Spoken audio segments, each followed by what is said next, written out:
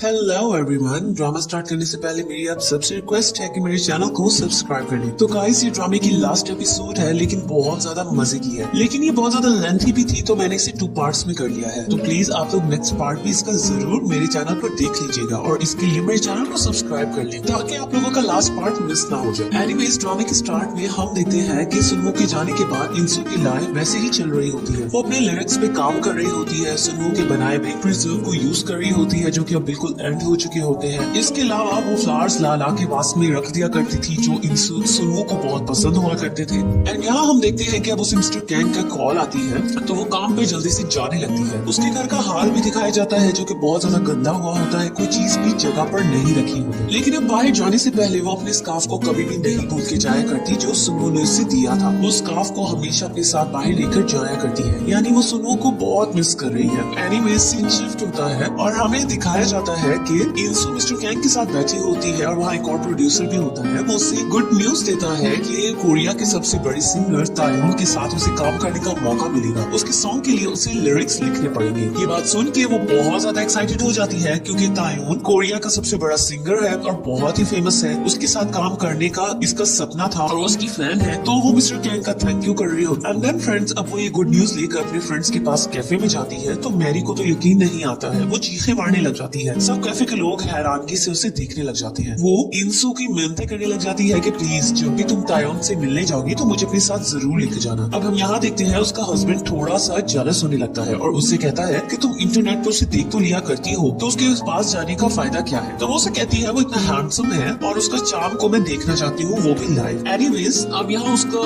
Husband बहुत ज्यादा परेशान होता है और कहता है कि काश यहाँ सुनवो होता, उसके बगैर तो मुझे मजा ही नहीं आता, क्योंकि तुम दोनों गर्ल्स मिल जाती हो और मुझे अकेला कर देती हो। बट यहाँ हम देखते हैं कि सुनवो का नाम सुनते ही इंसू के एक्सप्रेशंस चेंज हो जाते हैं। वो अपने मोबाइल को देखने लग जाती है, क्योंकि वो शायद सुनवो के मैसेज का वेट कर रही थी। अब मैरी उससे पूछती है कि सुनवो का क्या हाल है, क्या तुम्हारी उससे रोजाना बात हो जाती है। तो इंसू बताती है कि रोजाना बात नहीं हो सकती है उससे। हाँ, ये है हफ्ते में 1 या 2 बार उससे बात हो जाती है। अब वो लोग सुनवो को बहुत मिस कर रहे होते हैं। एंड देन सीन शिफ्ट होता है और हम यहाँ देखते हैं कि इंसू रूफटॉप पे आई होती है, जहाँ पर वो सुनवो के साथ आया करती थी। वो अब अपने फोन में देखती है सुनवो का कोई मैसेज नहीं आया होता, तो वो सुनवो को खुद मैसेज कर देती है कि मुझे तायोन के साथ काम करने की अपॉर्चुनिटी मिल चुकी है। काफी देर वेट करने के बाद वो फ्लैशबैक में अपनी कही गई बात सोचती है कि उसने इंसू के साथ एक दफा ऊपर आई भी थी, तो उसने अपना डेब्यू सॉन्ग जब रिलीज करवाया था लिरिक्स का, तो सुनवो ने एकदम से अपना मोबाइल देखा तो उस पे उसका सॉन्ग चल रहा था। इंसू हैरत से उसे देख कर कहती है कि तुम मेरा ये सॉन्ग कितनी दफा सुनोगे, सुबह से तो तुम सुन चुके हो। तो वो कहता है कि हाँ। तो वो उसे कहती है कि क्या तुम्हें इतना पसंद आया है ये सॉन्ग। तो वो कहता है नहीं, ऐसी बात नहीं है, मैंने इसे लूप पर लगा दिया है ताकि तुम अच्छे से जल्दी से रिच हो जाओ। तो वो कहती है हाँ, रिच होना तो मेरा सपना है। फिर वो उसे कहती है कि नेक्स्ट टाइम मैं कोशिश करूंगी कि मैं अपने लिरिक्स तायोन के लिए लिखूं, क्योंकि वो तुम्हारा फेवरेट सिंगर है ना। तो मेरा गोल बन गया है, मैं तायोन के लिए लिरिक्स लिखूंगी ताकि मेरा सॉन्ग सुनने में तुम्हें परेशानी ना हो। वो तुम्हारा फेवरेट सिंगर है और इस तरह तुम मेरी लाइन्स भी सुन लिया करोगे और अपने फेवरेट सिंगर की आवाज भी। वो उसे हैरत से देखकर कहता है कि नहीं, तुम्हारे लिरिक्स बहुत अच्छे हैं, मुझे सुनने में मजा आ रहा है। और इंसू नोटिस करती है कि वो अब भी उसका वही सॉन्ग सुने ही जा रहा होता है और बहुत गौर से सुन रहा होता है। अब वो प्रेजेंट में आती है और सुनवो के बारे में ही सोच रही होती है और उसे बहुत मिस कर रही होती है। एनीवे, सीन शिफ्ट होता है और नेक्स्ट मॉर्निंग में हमें दिखाया जाता है कि इंसू फोटो स्टूडियो जाती है सुनवो के। उसने वहाँ से अपनी पिक्चर्स लेनी होती है प्रोफाइल के लिए, तो वहाँ जोंगhyun को वो कहती है कि प्लीज मुझे वो पिक्चर्स निकाल दे। तो अब लैपटॉप पे बैठ के काम कर रहा होता है, तो इंसू की नजर पड़ती है अपनी एक पिक्चर में। सारी पिक्चर्स के दरमियान उसकी पिक्चर लगी होती है। वो देखकर एकदम से हैरान हो जाती है। तो उसका फ्रेंड उसे कहता है कि तुम्हारी पिक्चर बहुत खूबसूरत लग रही है ना, तुम्हें खुद भी यकीन नहीं आ रहा होगा कि कितनी ब्यूटीफुली कैप्चर्ड की गई है। वो देख के मुस्कुरा ही रही होती है कि एकदम से उसकी नजर टैरेट कार्ड पे पड़ती है। ये एक्चुअल में वही टैरेट कार्ड होता है जो उसकी मम्मी ने सुनवो को दिया होता है। उसने उसे कहा होता है कि अपने पास रखो, ये लकी चार्म होगा तुम्हारे लिए और तुम्हें हेल्प करेगा। जाहिर है वो अमेरिका चला गया है और उसका लकी चार्म तो यहाँ ही होता है, तो उसे यहाँ ही छोड़ जाता है। इतने में हम देखते हैं कि उसके फ्रेंड को सुनवो की कॉल आ जाती है। तो यहाँ इंसू बहुत ज्यादा एक्साइटेड होकर उसके पास जाती है और उसे कहती है उसे कहो मुझसे बात करे, बट यहाँ वो फोन बंद कर देता है। तो इंसू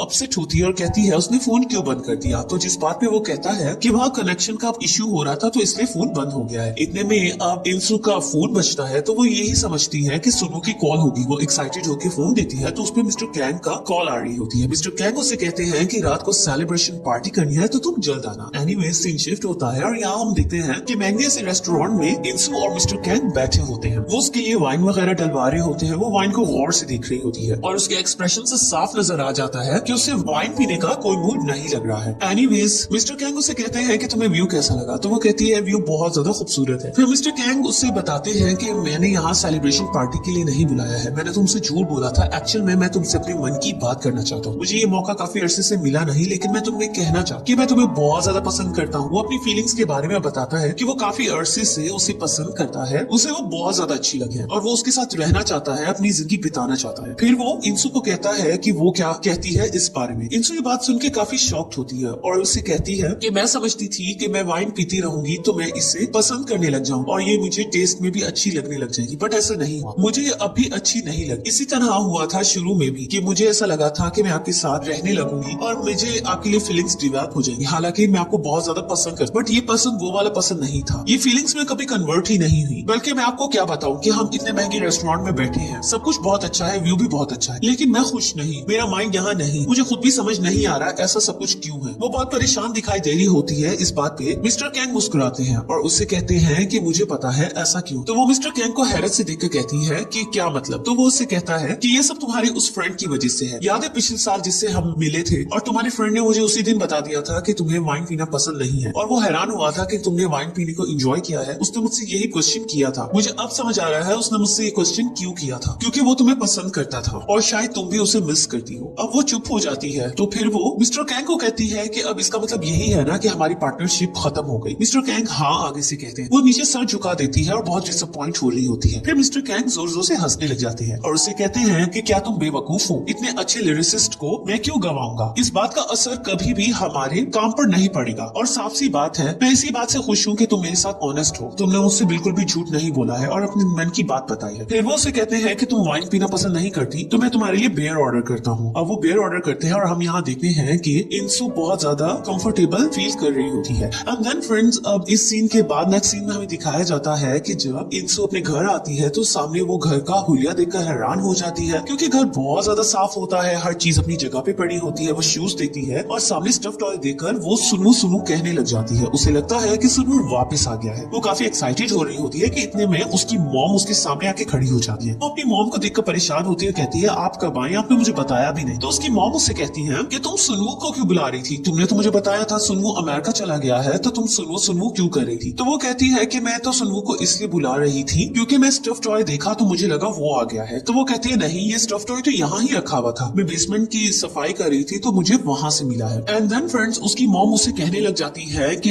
ये पैकेट एक्सपायर हो गया है, तुमने अभी भी इसे संभाल के फ्रिज में क्यों रखा हुआ है, तुम्हें इसे फेंक देना चाहिए ना, तुमने इसे खाया है। फिर इंसू को रियलाइज होता है कि ये पैकेट उसने सुनो के साथ ही लिया था, तो वो अपनी मॉम को बताने लग जाती है। एंड देन फ्रेंड्स, एकदम से इंसू अपनी मॉम से टैरोट कार्ड के बारे में पूछती है कि क्या आप वो कार्ड्स लेकर आई हैं, इस बार मैं ट्राई करना चाहती हूँ। तो उसकी मॉम कहती है कि हाँ मैं वही लेकर आई हूँ। फिर वो उसके सामने वो कार्ड्स फैलाती है और उसे कहती है इसमें से 3 कार्ड सिलेक्ट करो। अब वो जल्दी से 3 कार्ड को सिलेक्ट करती है। तो वो उसे पहले कार्ड का बताती है कि इस कार्ड का मतलब है कि तुम्हें बहुत सी न्यू अपॉर्चुनिटीज मिलेंगी। तो वो कहती है कि हाँ मुझे बहुत से सॉन्ग्स की अपॉर्चुनिटीज मिली तो है। फिर वो उसे दूसरे कार्ड के बारे में कहती है कुछ मन की बातें हैं जो वक्त आने पे तुम्हें बतानी पड़ेगी। और फिर थर्ड कार्ड को जब इंसू देखती है तो हैरान होती है और कहती है ये तो वही कार्ड है जो सुनू का निकला था, इसका मतलब कोई बहुत ही ज्यादा दूर। तो उसकी मॉम हंस के कहती है मैंने झूठ बोला था उस दिन, एक्चुअल में इस कार्ड का मतलब है बहुत ही ज्यादा नजदीक। मैंने इसलिए झूठ बोला था क्योंकि मैंने सुनू के एक्सप्रेशंस देख लिए थे, वो नहीं चाह रहा था कि उसकी राज को बताया जाए, तो मैंने उसे कवर किया था। फिर उसकी मॉम उससे कहती है कि इन तीनों कार्ड में से एक कार्ड तुम सेलेक्ट कर लो। तो वो सेंटर वाला कार्ड सेलेक्ट करती है जिसका मतलब था अपने मन की बात बताना। एनीवेज, अब नेक्स्ट सीन में हम देखते हैं वो लिरिक्स राइट कर रही होती है। फिर एकदम से उसे कार्ड की बात याद आती है। वो अपना फोन उठाती है और देखती है कि सुनो का अभी तक कोई मैसेज भी नहीं आया है। वो सुनो को जल्दी से मैसेज टाइप कर रही होती है और फिर वो आई मिस यू टाइप करके उसे दोबारा क्लियर करती है। अब वो सुनो को बहुत मिस कर रही होती है और बहुत परेशान होती है क्योंकि वो रिप्लाई भी नहीं कर रहा है। तो वो उसका स्टफ टॉय लेकर बैठ जाती है। वो उसके बारे में सोच ही रही होती है और स्टफ टॉय को देख रही होती है। कितने में उसे स्टफ टॉय के बैग में से कुछ आवाज आती है। उस बैग को वो खोलती है तो उसमें से एक नेकलेस निकलता है और उसके अंदर एक नोट होता है। वो नोट खोलती है तो उस पर राइट किया हुआ होता है कि जिंदगी के हर लम्हे में मेरी ये ख्वाहिश है कि मैं हमेशा तुम्हारे साथ रहूं। अब यहाँ इंसू समझ जाती है कि सुनवू उससे इजहार भी करना चाह रहा था बट कर नहीं पाया। एनीवेज, अब सीन शिफ्ट होता है। हम देखते हैं कि नेक्स्ट मॉर्निंग इंसू दोबारा से स्कार्फ लपेट के निकलती है तो उसकी नजर साइकिल पे पड़ती है। वो साइकिल चलाकर जा रही होती है तो उसकी नजर फ्लावर शॉप पे पड़ती है। वो उन फ्लावर्स को देखने लग जाती है जो सुनवो उसके लिए अक्सर लाया करता था। वो उन फ्लावर्स को देखे ही जा रही होती है कि एकदम से फ्लावर शॉप के अंदर से कोई निकलता है। एंड देन फ्रेंड्स हम देखते हैं कि वो और कोई नहीं, वो सुनवो होता है। अब वो सुनवो को हैरत से देख रही होती है और सुनवो भी उसे देख रहा होता है। उसे तो यकीन ही नहीं आ रहा होता कि सुनवो उसे बताए बगैर आ गई। अब सुनवो उसे देखे जा रहा होता है, फिर सुनवो उसके करीब आता है और उसे मुस्कुराकर हाय कहता है। And then friends scene shift होता है और नेक्स्ट सीन में हमें दिखाया जाता है कि सुनवो तो इंसू के लिए बहुत ज्यादा गिफ्ट्स लेकर आया है, जिसमें उनकी सारी मनपसंद चीजें हो, चॉकलेट्स वगैरह, और साथ में उसकी राइटिंग नोटबुक भी होती है जिसमें वो अच्छे से अपने लिरिक्स लिख सके, कुछ पेन वगैरह भी होती है। बट यहाँ इंसू को इन चीजों में इंटरेस्ट नहीं होता। वो तो बस उससे इसी बात का हिसाब ले रही होती है कि तुमने मुझे मैसेज का रिप्लाई नहीं किया। इस बात पे फिर सुनवो से समझाने लग जाता है कि ऐसी बात नहीं है, मैं तुम्हें मैसेज करना चाह रहा था, मैं बहुत ज्यादा रिप्लाई कर रहा था, बट वो रिप्लाई हो ही नहीं रहा था, कनेक्शन प्रॉब्लम था। और वैसे भी अगर मैं तुम्हें रिप्लाई कर देता और अपने आने का बता देता तो तुम्हारा ये फेस मैं कैसे देखता। फिर वो कहती है कि मैंने तुम्हें एक बहुत ही अच्छी न्यूज दी, लेकिन उसकी नजर उन फ्लावर्स पे होती है। उसको यही होता है ये फ्लावर्स भी मुझे देगा, बट वो फ्लावर्स अपने साथ रख के बैठा होता है। फिर वो उसे कहता है कि मैंने तुम्हें बताना था कि मैं 10 दिनों के लिए ही बस यहाँ आया हूँ और उसके बाद मैं वापस दोबारा से चला जाऊंगा। एंड देन फिर सुनवो को एकदम से एक ख्याल आता है और वो उठ के सीधा उसके पास आता है और उसे कहता है कि तुम वाकई तायोन के साथ काम करोगी अब? तो वो कहती है कि हाँ मैं उसी के साथ काम करूँ। फिर वो उससे कहती है तुम्हें याद है ना वो बात तुमने मुझे कहा था कि तुम मेरे सॉन्ग सुना करोगे? तो वो कहता है कि हाँ मेरा वादा है, मैं सारा दिन तुम्हारा ये सॉन्ग सुना करूंगा, क्योंकि वो मेरा फेवरेट सिंगर भी। फिर वो उसके सर पे हाथ रखता है और उसे कहता है कि आखिर तुमने कर दिखाया, मैं तुम पर प्राउड फील करता हूँ, तुमने वाकई ये सब कर दिखाया, मुझे पता था तुम एक दिन बहुत ज्यादा आगे जाओ। एंड देन फ्रेंड्स हम देखते हैं कि वो जल्दी से उठता है और उसे कहता है कि तुम्हें रेडी होना चाहिए, हमने कहीं बहुत जल्दी जाना है किसी से मिलने के। एंड देन फ्रेंड्स ये पार्ट यहाँ ही खत्म होता है और लास्ट पार्ट के लिए आप लोग प्लीज अपडेटेड रहिएगा या डिस्क्रिप्शन बॉक्स में आप लोग लिंक देख लीजिएगा, आप लोगों को लास्ट पार्ट का लिंक मिल जाएगा। Thank you so much.